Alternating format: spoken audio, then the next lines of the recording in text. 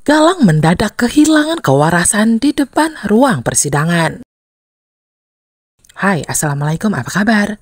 Di video kali ini akan dijelaskan sedikit sinopsis untuk Minggu tanggal 20 Juli 2025.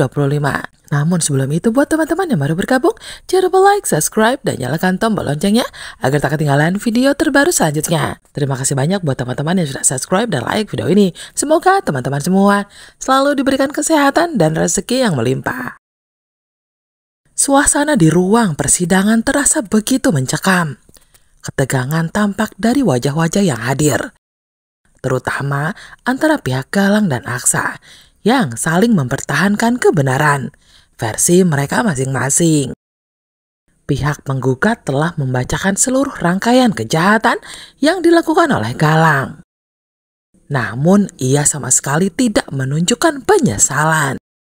Sebaliknya, Galang malah menuduh Aksa telah memfitnahnya demi menjatuhkan nama baiknya. Ketika bukti-bukti makin kuat dan ruang geraknya semakin sempit, Galang terlihat kehabisan cara untuk membela diri. Namun situasi tiba-tiba berubah ketika Galang mulai menunjukkan gelagat aneh. Tubuhnya gemetar, sorot matanya panik, dan ia sesekali menoleh ke kiri kanan, seolah ada bayangan mengancamnya. Tak sedikit yang mengira itu hanya akting, agar terlihat gila dan bisa menghindari jeratan hukum. Pak Lian dan Saki pun mulai mencibir dalam hati, meyakini bahwa semua ini hanyalah siasatnya untuk menarik simpati hakim. Tapi di tengah keraguan itu, tak ada yang bisa memastikan apakah Galang benar-benar mulai kehilangan kewarasan ataukah sedang memainkan lakon terakhirnya. Di bangku pengunjung, Sora hanya bisa menatap Nanar dengan air mata yang terus mengalir. Hatinya sebagai seorang ibu remuk melihat kondisi anaknya yang tak lagi seperti dulu. Ia dilanda dilema antara menerima kenyataan pahit atau tetap mencoba menyelamatkan Galang. Meski harapan telah tipis di lubuk hatinya yang terdalam, ia hanya bisa melihat putranya bebas, hidup normal kembali, dan lepas dari jeratan tuduhan yang kini makin menghimpit.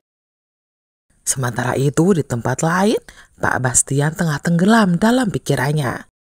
Setelah berhasil menggagalkan penculikan terhadap bayi Aksa dan Amira, ada satu hal yang terus menghantui benaknya. Wajah bayi laki-laki, yakni Dirga, semakin ia perhatikan, semakin kuat pula perasaannya bahwa Dirga adalah cucunya sendiri.